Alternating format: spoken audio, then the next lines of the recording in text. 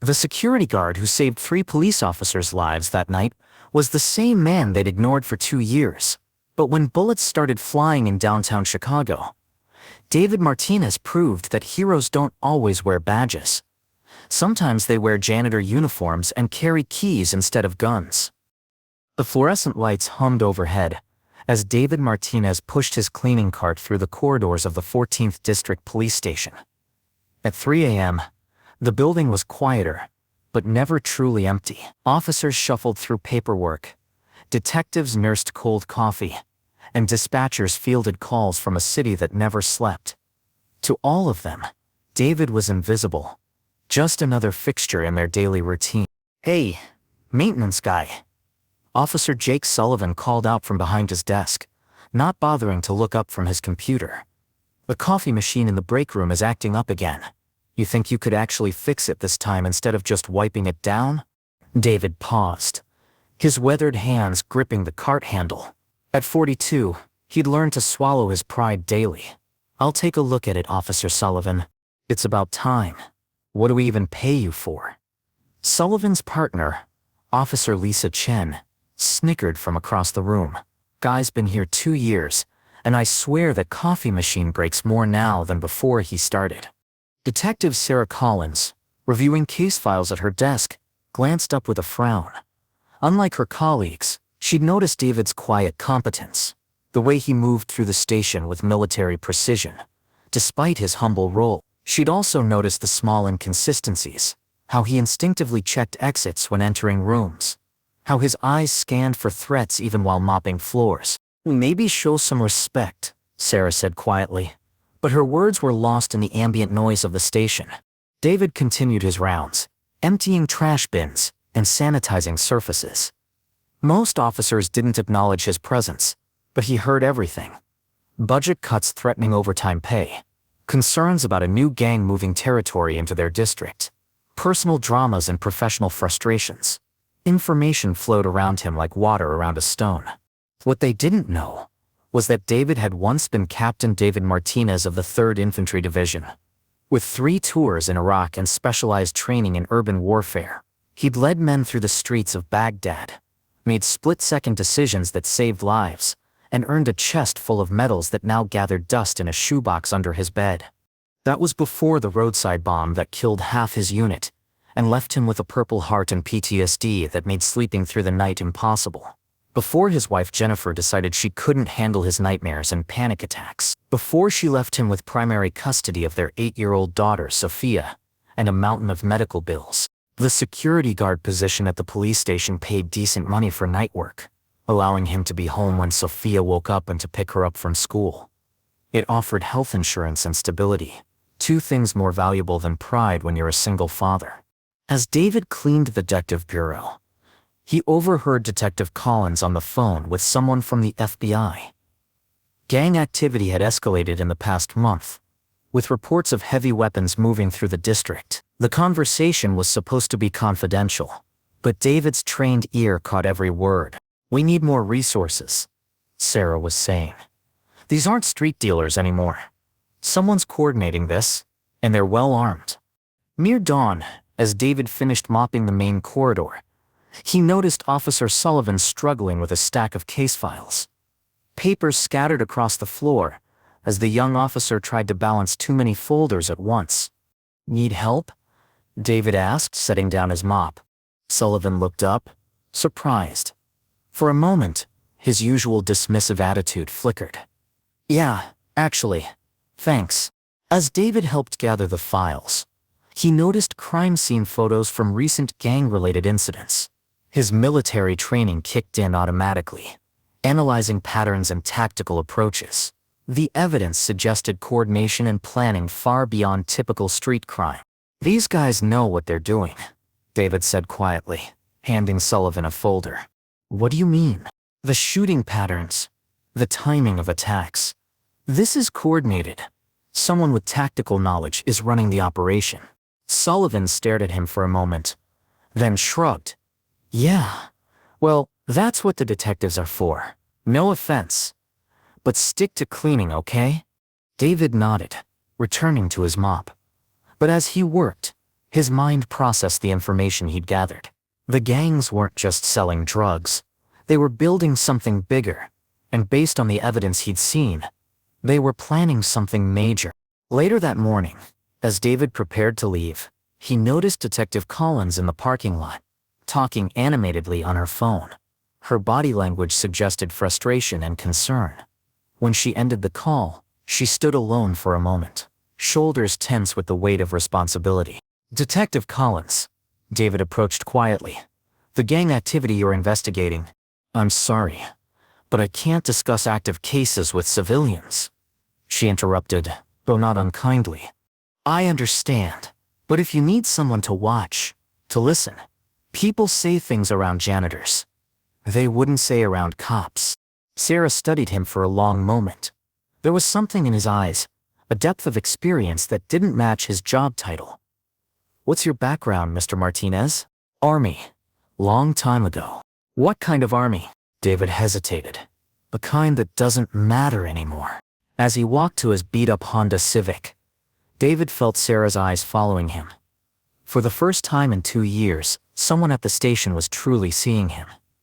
It was unsettling and oddly comforting at the same time.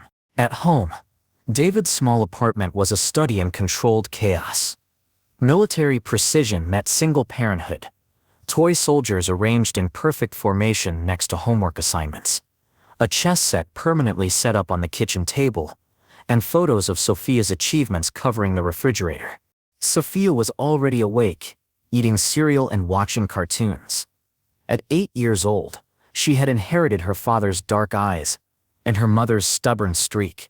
She accepted her unconventional schedule without complaint, understanding that Daddy worked nights so he could be with her during the day.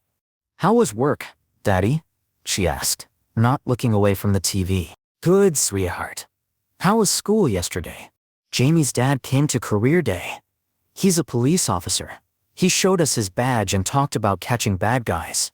David felt a familiar pang. "That sounds interesting. I told him my daddy works at the police station too, but he said janitors aren't real police officers." Sophia's voice carried a note of confusion. "What's the difference?" David sat beside her on the couch, choosing his words carefully. "Police officers and security guards have different jobs, but they're both important. My job is to keep the station safe and clean, so the officers can do their job protecting people." "But you used to be a soldier, right? That's like being a police officer." "Similar, but different. Being a soldier was my old job. Being your daddy is my most important job now."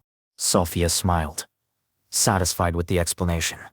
But David knew the questions would get harder as she grew older. How do you explain to a child that sometimes life forces you to become smaller than you once were? That sometimes survival means accepting invisibility? His phone buzzed with a text from his brother Carlos. "Mom's asking when you're bringing Sophia to visit. Also heard there's trouble in your district. Be careful, hermano." David typed back, "Soon. And I'm always careful."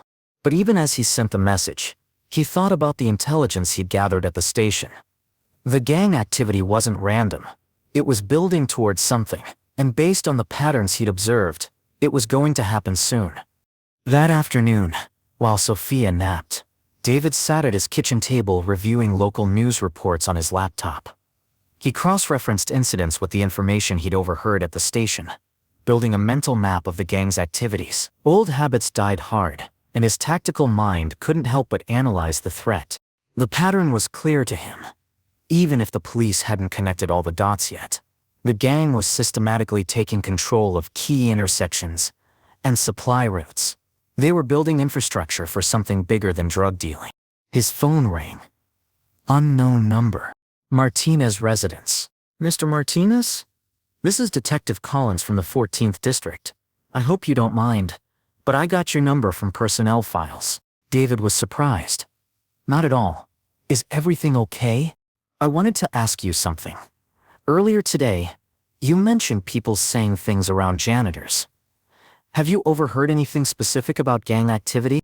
David glanced toward Sophia's room, ensuring she was still sleeping. "What kind of information are you looking for?" Anything that might help us understand what they're planning. We know something's coming, but we don't know what or when." Detective, with respect, why are you asking a security guard instead of using your regular informants? Sarah paused. Because your regular informants are scared, and because you see things differently than most people. Your comments about tactical coordination, that wasn't lucky guessing. David made a decision. There's a pattern to their movements. They're not just dealing drugs, they're controlling territory. Specific territory. Can you elaborate? They're taking positions around the federal courthouse, the main bank, and key transportation hubs. It's not random. Someone's planning either a major heist or a statement. How can you be sure? Because it's what I would do if I wanted to control a city block and send a message. Silence stretched between them before Sarah spoke again. Mr. Martinez, I think we need to talk. In person. I'm not sure that's a good idea. Why not? David looked at Sophia's bedroom door again. Because I have responsibilities that matter more than whatever's happening out there. What if what's happening out there affects your daughter? The question hung in the air like a challenge. David knew she was right. If gang violence escalated, nowhere in the district would be truly safe. I'll be at the station tonight, he said finally. We can talk then. After hanging up, David stared at the chess set on his kitchen table. He'd been playing a game against himself for months, never quite finishing it. Tonight he moved his knight forward, opening up new possibilities and new vulnerabilities. For 2 years, he'd successfully remained invisible, protecting himself and Sophia from the chaos of his former life. But invisibility, he was beginning to realize, was also a form of cowardice, and some situations demanded courage, even when you had everything to lose. As evening approached and he prepared for another shift at the station, David made a mental note to call his brother Carlos.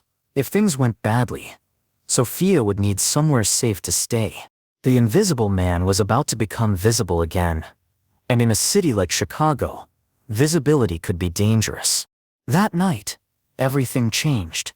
The gang David had been tracking made their move, and the police station David called a workplace became a battlefield. But it was Detective Collins' dismissive comment about just a janitor that would echo in everyone's mind when David Martinez proved that heroes don't always wear badges. The clock on the station wall read 11:47 p.m. when David noticed the first sign of trouble. He was restocking supplies in the evidence room when he heard the radio chatter change tone. Calm dispatch communications became urgent crosstalk between units. Unit 23, we have reports of shots fired at the courthouse. Unit 15, armed suspects fleeing north on Michigan Avenue. All units, be advised. Suspects are heavily armed and moving in coordinated groups. David's military instincts kicked in. He abandoned his supply cart and moved toward the main desk where Sergeant Murphy was coordinating response. The older officer was juggling multiple radio channels, his face creased with concentration. How many units do we have available? Detective Collins appeared at Murphy's side, her service weapon already holstered but her hand resting on it. 6 patrol cars, 2 detectives, and whatever backup we can get from neighboring districts, Murphy replied. But response times are 20 minutes minimum. David approached the desk. Sergeant, I need to report something. Not now, Martinez. We're dealing with a situation. This is about the situation. David's voice carried an authority that made both officers look at him. The attacks aren't random. They're coordinated to draw your units away from the station. Detective Collins frowned. What are you talking about? The courthouse, the bank, the transportation hub. They're creating a perimeter. When you respond to these incidents, you're leaving the station vulnerable. That's ridiculous, Officer Sullivan interjected, having overheard the conversation. Why would they target the police station? David met his eyes steadily. Because someone's planning to break someone out of holding. Or they want access to evidence. Or they're making a statement. The pattern is classic misdirection. Look, janitor. Sullivan's voice carried its usual dismissive tone, but sharper now. I appreciate your concern, but maybe leave police work to the police, okay? Detective Collins studied David's face. You seem awfully certain about their tactics. Because I've seen this before. Different country, same strategy. Before anyone could respond, The main entrance alarms began blaring. Emergency lights bathed the station in red, and the security monitors showed 3 black SUVs pulling up outside. "Lockdown protocol," Sergeant Murphy shouted. "All personnel, lockdown positions." David watched the monitors as armed men emerged from the vehicles. They moved with military precision, covering each other as they approached the building. He counted at least 12 attackers, all carrying assault rifles and wearing tactical gear. "They're not here for a robbery," David said quietly. "This is a military operation." The first explosion rocked the building as the attackers breached the main entrance. David was thrown against the wall, his ears ringing from the blast. The emergency lighting flickered, and dust filled the air. "We need to get to the armory," Collins shouted over the alarm. "No." David grabbed her arm. "The armory is their primary target. They'll expect you to go there." "Then what do you suggest?" David's mind raced through tactical options. How many people are in the building? 12 officers, 3 detectives, 2 dispatchers, and some prisoners in holding. Can you get to the prisoners? The holding area is in the basement. Why? Because that's where they're going. Everything else is distraction. Another explosion echoed through the building, closer this time. David could hear gunfire and shouting from the main level. "You need to split up," David continued. "Half your people create a defensive position here. The other half protect the holding area." "We're not taking tactical advice from a janitor," Sullivan snapped, checking his service weapon. "Then take it from a former army captain with 3 tours in Iraq," David replied calmly. The room fell silent except for the blaring alarms and distant gunfire. Detective Collins stared at him with new understanding. "You're military?" Was. Long time ago. "What unit?" "3rd Infantry Division, 1st Brigade Combat Team." Sergeant Murphy's expression changed. "The old guard?" David nodded. "Urban warfare specialist." "Jesus Christ," Murphy muttered. "Why didn't you say something?" "Because I'm not that person anymore. I'm just a father trying to keep his daughter safe." Detective Collins made a decision. "Murphy, take 4 officers and secure the holding area. Sullivan, you're with me. We'll set up defensive positions on the main floor." "What about him?" Sullivan gestured toward David. "He's civilian. He should evacuate." David was already moving toward the supply closet. "There's no evacuation. They've surrounded the building." He opened the closet and retrieved a tactical vest and helmet from the emergency supplies. "And I'm not leaving you to face this alone." "You can't arm a civilian," Sullivan protested. "I'm not arming him," Collins replied. "But I can't stop him from protecting himself." David strapped on the vest, the familiar weight bringing back memories he'd tried to forget. "Detective, do you have blueprints of the building?" "In my desk." "Show me." As Talon spread the blueprints across her desk, David studied the layout with professional efficiency. He traced possible entry points, identified defensive positions, and calculated fields of fire. "They'll come from 3 directions," he said, marking the paper. "Main entrance, loading dock, and the side entrance near the parking garage. They'll expect resistance at the main entrance, so the real assault will come from the loading dock." "How can you be sure?" "Because it's what I would do." The building shook again, and the lights went out completely. Emergency lighting cast everything in an eerie red glow. "We need to move," David said. "Collins, take 2 officers and cover the loading dock. Sullivan, you and 1 officer hold the main entrance. I'll take the side entrance." "You're not in command here," Sullivan protested. "No, but I'm the only one who's fought this kind of battle before." Detective Collins nodded. "Do it." "Sullivan, follow his lead." As they prepared to move out, David caught Collins's arm. "Detective, whatever happens, don't let them get to the holding area. If they came for a specific prisoner, releasing him could be worse than anything happening here." "Who do you think they're after?" "Someone important enough to risk a direct assault on a police station." They separated, each heading to their assigned positions. David moved through the darkened corridors with muscle memory guiding him. The familiar weight of tactical gear, the sound of his own breathing, the heightened awareness of every shadow and sound, It all came rushing back. At the side entrance, David positioned himself behind a concrete pillar with a clear view of the door. He could hear movement outside, the soft shuffle of boots and whispered commands. Professional soldiers, not street thugs. His radio crackled. Unit positions report. Collins, loading dock secured. Sullivan, main entrance ready. Martinez, side entrance covered. The silence stretched for several minutes, broken only by distant sirens and the occasional burst of radio chatter. David's hands were steady, his breathing controlled. This was familiar ground, even if the landscape was different. Then the side door exploded inward. David took cover as debris rained down. 3 armed men rushed through the breach, moving in perfect tactical formation. David waited until they were fully committed to the entry. Before acting, he took the first attacker with a precise shot to the chest. The man dropped, his weapon clattering across the floor.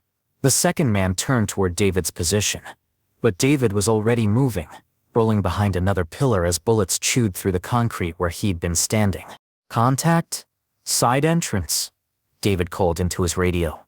3 hostiles, 2 still active.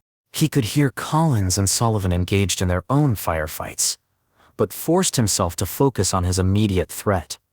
The remaining attackers were taking cover behind overturned furniture, trying to advance toward the main corridor. David flanked them using his knowledge of the building layout to approach from an unexpected angle. He moved through the maintenance passages he'd cleaned 100 times, emerging behind the attacker's position. The engagement was brief and decisive. When the shooting stopped, 3 bodies lay motionless on the floor. Side entrance secure, David reported. Loading dock clear, Collins responded, breathing heavily. Main entrance.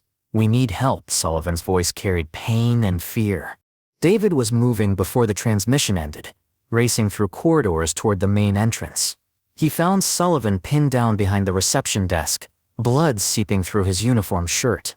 His partner, Officer Davis, was unconscious nearby. How many? David asked, sliding behind the desk beside Sullivan. 4? Maybe 5? They're using the main desk as cover. David assessed the situation. The attackers had good position and superior firepower. A frontal assault would be suicide. Sullivan, can you move? I think so. It's just a graze. When I say go, you and Davis get to the stairwell. I'll provide cover. What about you? I'll handle them. David pulled 2 smoke grenades from his vest, items he'd added to the emergency supplies months ago, a precaution that had seemed paranoid at the time. He pulled the pins and threw them toward the attacker's position. White smoke filled the lobby, reducing visibility to 0.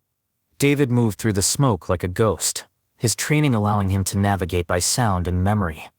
He eliminated the attackers one by one, using the confusion in his superior knowledge of the terrain. When the smoke cleared, David stood alone among the bodies. Sullivan and Davis were safely in the stairwell, and the main entrance was secure. All positions, report. David called into his radio. Collins, loading dock still secure. Murphy, holding area safe. We've got the prisoners locked down. Sullivan, main entrance clear. Martinez handled it. Detective Collins appeared at David's side, her eyes wide as she surveyed the scene. My God, David, what are you? A father, he replied simply. A father who wants to go home to his daughter. But as sirens wailed in the distance, and backup finally arrived, David knew that his invisibility was gone forever. The janitor had become a warrior again, and there was no going back.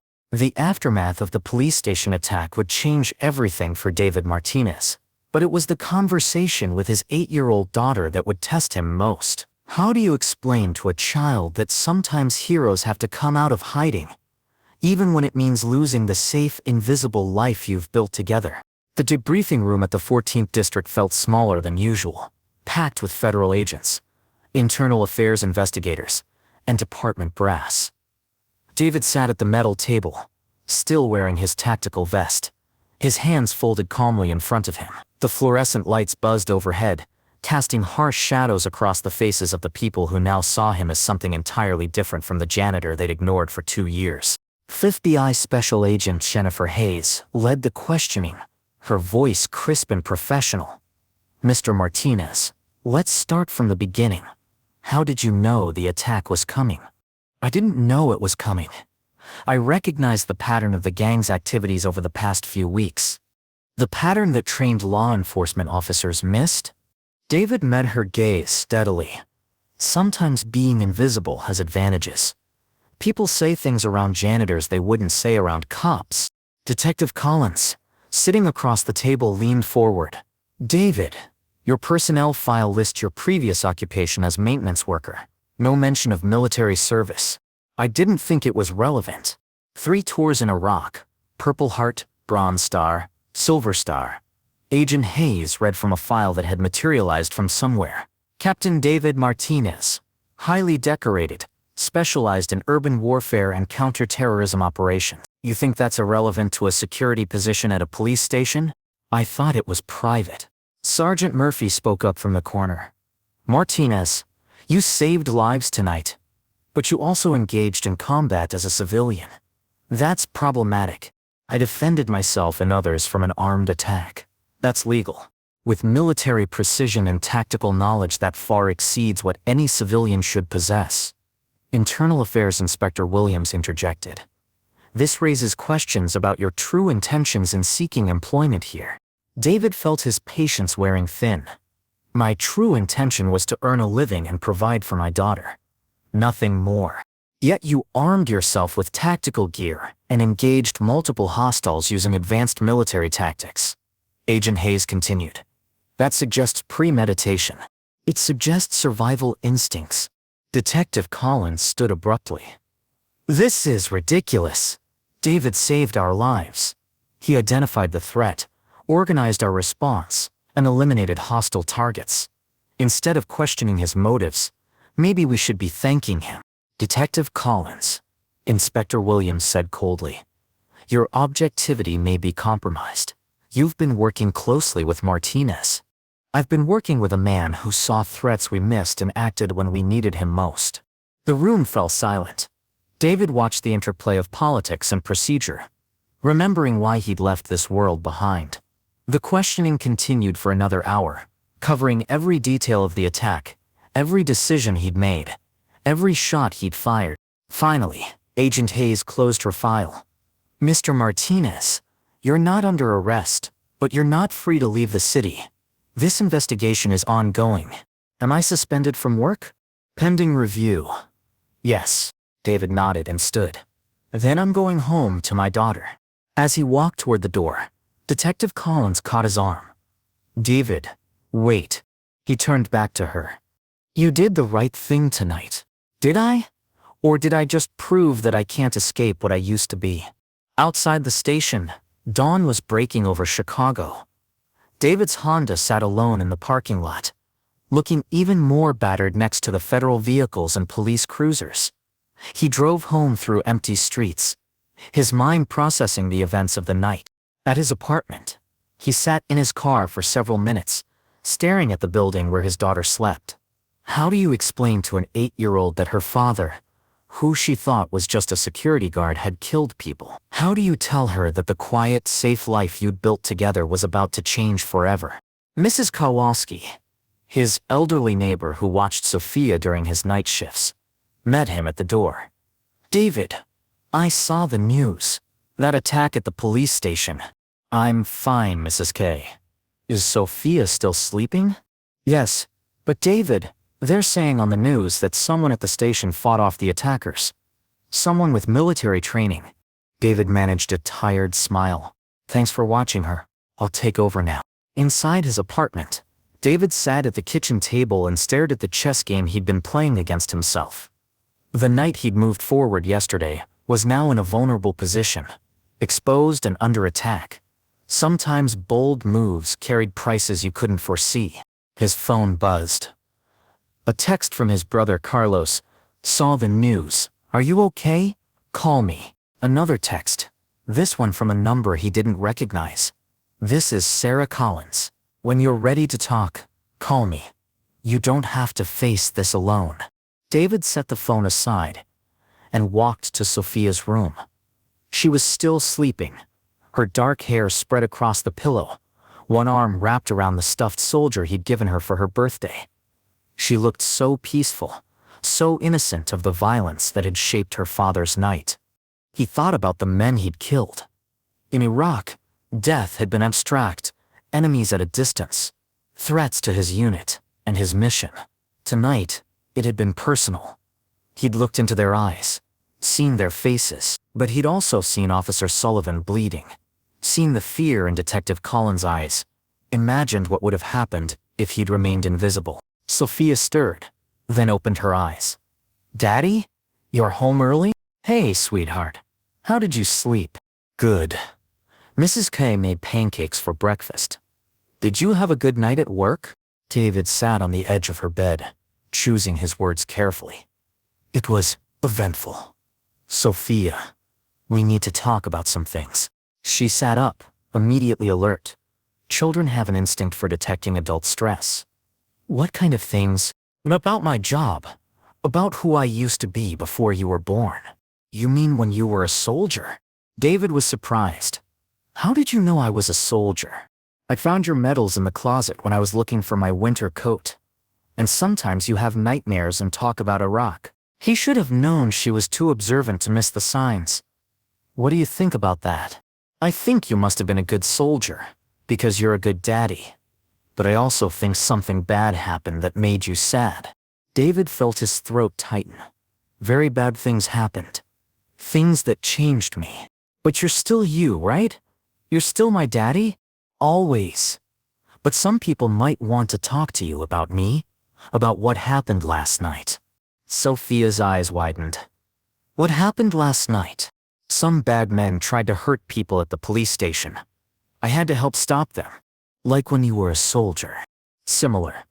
But the problem is, I'm not a soldier anymore. I'm just a security guard, and some people are confused about why I was able to help." Sophia considered this with the seriousness only children can bring to complex problems. "Are you in trouble?" "I don't know yet. But if I am, I want you to know that everything I did was to protect good people from bad people. That's what soldiers do. And it's what daddies do." "Will you have to go away?" The question hit him like a physical blow. "I don't know, sweetheart. I hope not. But if something happens, you'll go stay with Uncle Carlos and Aunt Maria. They love you very much." Sophia threw her arms around his neck, holding tight. "I don't want you to go away." "I don't want to go away either, but sometimes grown-ups have to make hard choices to keep the people they love safe." They sat together in silence for a while, father and daughter processing the uncertainty of their future. Finally, Sophia pulled back and looked at him with her mother's stubborn determination. "Daddy, if you saved people last night, then you're a hero. Heroes don't get in trouble for being heroes." "It's more complicated than that, sweetheart. Maybe for grown-ups, but not for me." David's phone rang.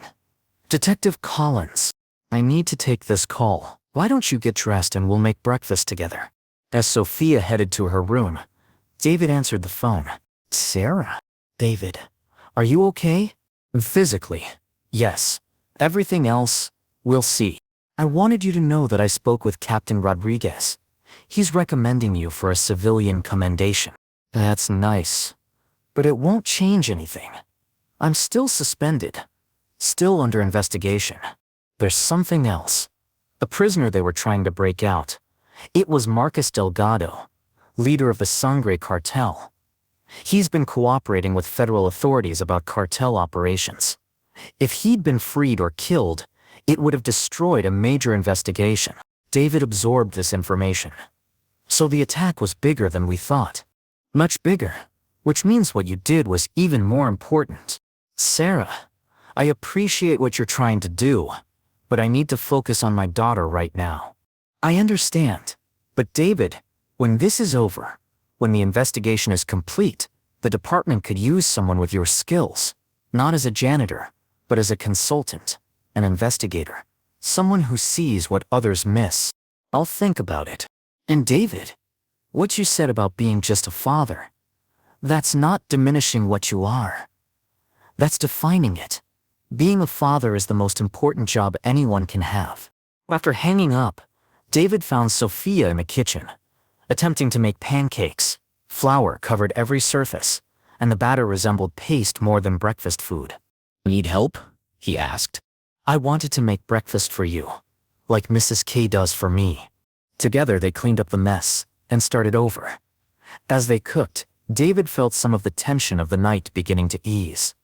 This was what mattered, not the investigation, not the politics, not even the question of whether he'd done the right thing. This moment, with his daughter, making breakfast in their small kitchen. "Daddy," Sophia said as she flipped a pancake. "Whatever happens, I'm proud of you." "Thank you, sweetheart. That means everything to me." Outside, Chicago was waking up to news of the failed attack on the police station. The media would make heroes and villains out of the story. Politicians would use it to advance their agendas, and bureaucrats would write reports that would gather dust in filing cabinets. But in apartment 4B, a father and daughter made pancakes and talked about everything and nothing, holding on to the ordinary moments that make life worth protecting. David Martinez had spent 2 years trying to be invisible, but sometimes the most heroic thing you can do is let yourself be seen. Later that morning, as Sophia watched cartoons and David cleaned up the kitchen, he moved his knight on the chessboard to a defensive position. Not retreating, but protecting what mattered most. Sometimes the best strategy wasn't to win the game, but to ensure that the pieces you cared about survived. The phone rang again. This time it was his brother Carlos. "David, I saw the news. Are you and Sophia okay?" "We're fine, hermano. Just dealing with some complications. You need us to come get Sophia?" Not yet. "But maybe soon." "David, I know you've been trying to leave that life behind. But maybe it's time to accept that some things can't be left behind. Maybe they're part of who you are.